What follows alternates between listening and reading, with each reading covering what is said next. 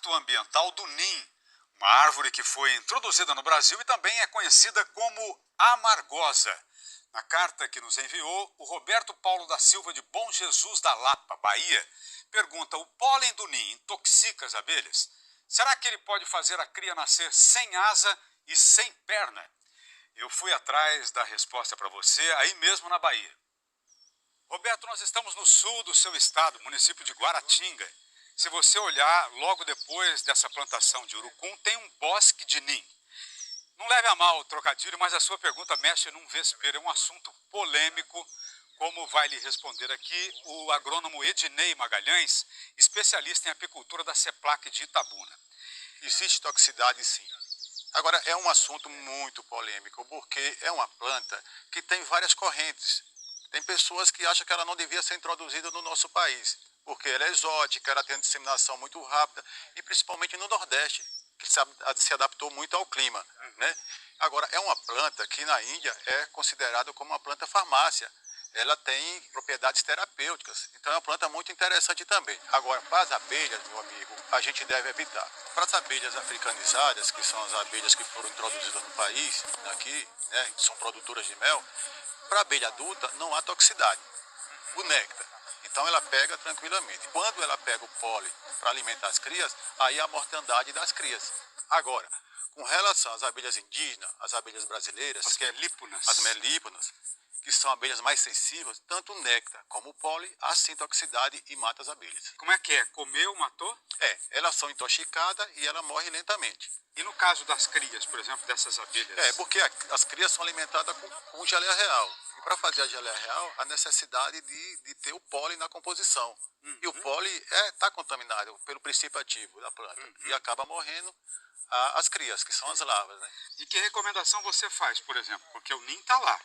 E hoje já é uma presença aí, assim, irreversível, né? Como é que faz? Deve-se tirar seu apiário e colocar em outro local. Pelo menos 3.000 metros dessas plantas, né? Para evitar que ela venha visitá-las. Ela só visita essas plantas quando tem uma escassez de alimento. Por querer, a abelha não fala: oba, vou lá no NIM. Não, ela não deixa de visitar uma planta que ela tem mais preferência para ir para o NIM. Ela dá preferência à planta nativa. Realmente, Roberto, durante o tempo em que ficamos lá fazendo a reportagem, não observamos nenhuma abelha nas flores do NIM. Já nas árvores nativas tinha bastante. De abelhas sem ferrão fazem sucesso em Mato Grosso do Sul. A principal vantagem é que o manejo não requer nenhum equipamento de segurança. Em Campo Grande, muitas colmeias são criadas no quintal das casas. Jataís, mirins, mandaçaias, bem diferentes no visual e na forma de trabalho, elas têm em comum a ausência de ferrão, característica que despertou o interesse de criadores dispostos a explorar a riqueza que estes pequenos animais são capazes de produzir. Nos arredores de Campo Grande, a área verde esconde um cantinho dedicado à criação.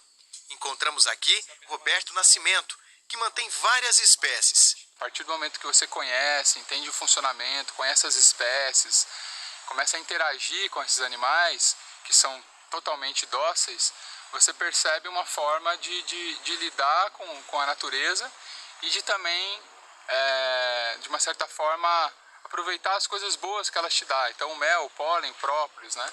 O Roberto conta que começou a criar as abelhas por paixão e também pelo desejo de preservar as espécies nativas. A ideia deu tão certo que virou um negócio. Nessa área aqui ele mantém aproximadamente 40 caixas, todas elas voltadas para a multiplicação dos enxames. Aqui o Roberto cria pelo menos 5 espécies. A jataí é uma delas, nativa da América do Sul, é muito presente no Cerrado e dona de um mel bastante valorizado no mercado. Tem também as mirins. Estas, inclusive, estão com a colmeia em plena produção. Andando pela criação, encontramos a mandaçaia. As listras em amarelo lembram as abelhas africanizadas. Apesar do porte, não apresentam riscos, são dóceis e o manejo pode ser feito sem qualquer material de segurança. A presença de crias e mel indica que a espécie se adaptou muito bem na nova casa. Há relatos de que existia bastante mandaçaia no Mato Grosso do Sul. Hoje em dia é muito difícil de encontrar. Assim como a urussu amarela, que a gente até tem alguns exemplares, hoje é mais difícil de encontrar. Sempre que uma colmeia fica grande o suficiente para gerar outra rainha, ela é dividida, dando origem a mais um enxame. E assim a criação vai crescendo. A experiência com as abelhas sem ferrão o fez ajudar outras pessoas interessadas em ter a própria colmeia. E por não terem ferrão, essas abelhas estão conquistando cada vez mais espaço dentro das cidades. Quer o melzinho delas? Venha ver. Olha só, olha a casinha da abelha aqui. Olha a casinha da abelha. Encantada com a natureza, há um ano, Fernanda decidiu criar abelhas. Comprou uma caixinha com jataís e a colocou no quintal de casa. Eu, particularmente, na verdade sou eu, gosto muito do sistema, como as abelhas se formam, é uma sociedade completa e bem organizada. E aí eu queria um bichinho que as meninas pudessem ver a sociedade crescendo e aprender um pouco com isso e também ter o processo do mel, né? E a moda das abelhas também está fazendo a cabeça desta médica veterinária.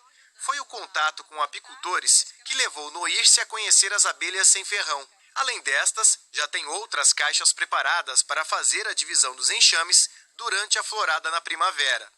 Às vezes as pessoas nem as percebem, né? Mas assim, tem vizinhos que já estão ajudando a plantar coisas que elas gostam. Elas gostam de manjericão, alfavaca, erva doce, né? Aça-peixe. A minha intenção é multiplicá-las, entende? Divulgar a espécie para os meus colegas, amigos, né? E que eles também possam estar ajudando a gente a conservá-las na natureza. A criação de abelhas sem ferrão em cabaças, cortiços e caixas rústicas é uma atividade tradicional em quase todas as regiões. Estima-se que no Brasil existam aproximadamente 300 espécies de abelhas. Formou o sobrenome aqui no e-mail, mora em Leme, São Paulo, quer capturar enxames de abelha nativa sem ferrão na natureza para depois criar. E pergunta, como fazer uma armadilha com garrafa PET? O repórter José Milton Ribeiro foi buscar uma orientação.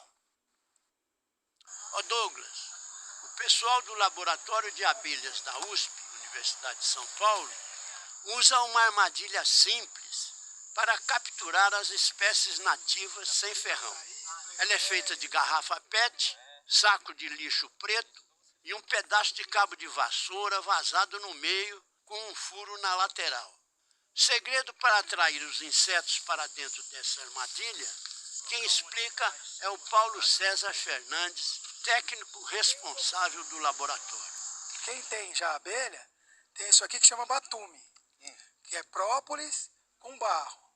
E aí a pessoa macera esse batume, pode pôr no álcool, deixa uns dias, 2 dias já é o suficiente. Aí coloca um pouco dele dentro da garrafa PET. Essa solução, ela não vai ficar esse monte de solução dentro da garrafa PET. Você tem que banhar a garrafa de forma que fique o cheiro, entendeu? Dessa solução dentro desse ninho. É o cheiro que vai atrair a abelhinha. Exatamente. Aí também a gente coloca na tampa também, que vai colocar a mesma solução, para o cheiro também ficar externo. Depois desse banho, basta forrar direitinho a garrafa com o saco preto. Passar uma fita adesiva para não soltar e colocar o bocal feito com cabo de vassoura. Não entra água, que elas podem entrar por baixo e subir para dentro da armadilha. Como ela nidifica em oco de árvore e esse escuro é bem similar a um oco de árvore, aí elas entram nesse ninho armadilha. Aqui onde é que vocês colocaram essa armadilha? Então nós espalhamos aqui perto do laboratório, em árvores, porque tem muito bosque, a gente amarra em árvores, em bambus, e aí ficamos observando, pode ser 1 semana, 1 mês, 2 meses, tem que ficar sempre observando se entrou um ninho ou não. Para tirar o ninho da armadilha, você tem que perceber se elas estão entrando com pólen. Porque se elas estão entrando com pólen, que já está constituído lá dentro, as células dos potes de pólen, aí você pode retirar esse ninho sem danificar, porque ele não pode não estar completo. Depois de transferir o ninho da garrafa para a caixa definitiva, deixe a colmeia longe do local de captura por pelo menos 1 semana, no mínimo 3 quilômetros de distância, para evitar que as abelhas voltem para o lugar de origem.